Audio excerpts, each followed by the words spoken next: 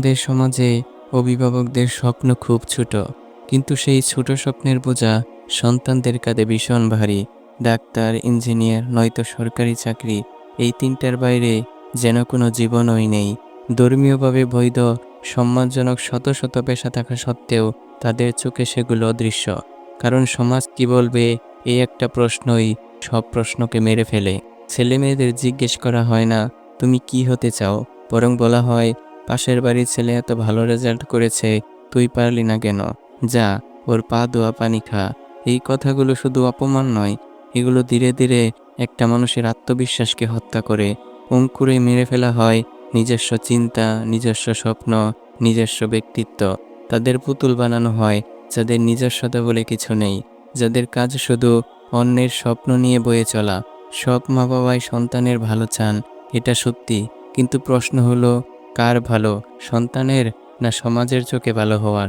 নিজের অপূর্ণ স্বপ্ন, নিজের ব্যর্থতা, নিজের ভয়, সব কেন সন্তানের ঘাড়ে চাপিয়ে দেওয়া হবে? যুগ যুগ ধরে এভাবেই চলছে বলে এটাই কি ঠিক? এটাই কি ন্যায্য?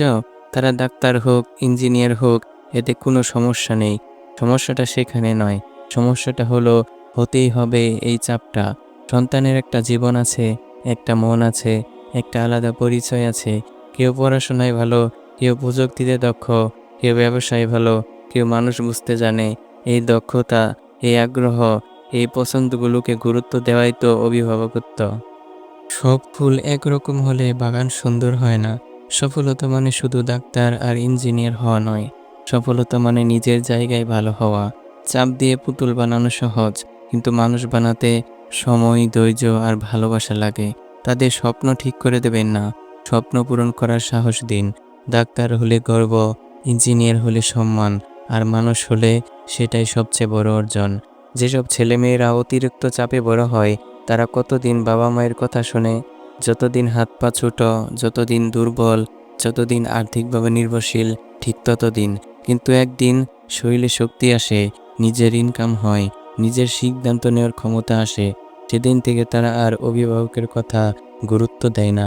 না, তারা চিৎকার করে না, তারা তর্কও করে না, তারা চুপচাপ শোনে, কিন্তু হৃদয় দিয়ে শোনে না। কারণ অনুভব করার যে হৃদয়টা ছিল, সেটা অনেক আগে শেষ হয়ে গেছে অতিরিক্ত চাপের ভারে।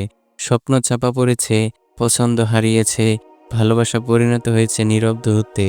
তাই আজ তারা নিজের মতো চলতে চায়, সম্পর্কটাই শীতল করে দেয়। আর এই স্বাধীনতাকেই তারা বলে মুক্তির স্বাদ। চাপ দিয়ে বাধ্য করা সন্তান আজ্ঞাবহ হতে পারে, কিন্তু আপন হয় না। ভালোবাসা দিয়ে বড় করা সন্তানই আজীবন পাশে থাকে। অনেক অভিভাবক অবাক হয়ে বলেন, ছেলেমেয়েরা কথা শোনে না। তাদের কথা শুনে আমিও আবার অবাক হই, ভাবি কেন তারা কথা শুনবে।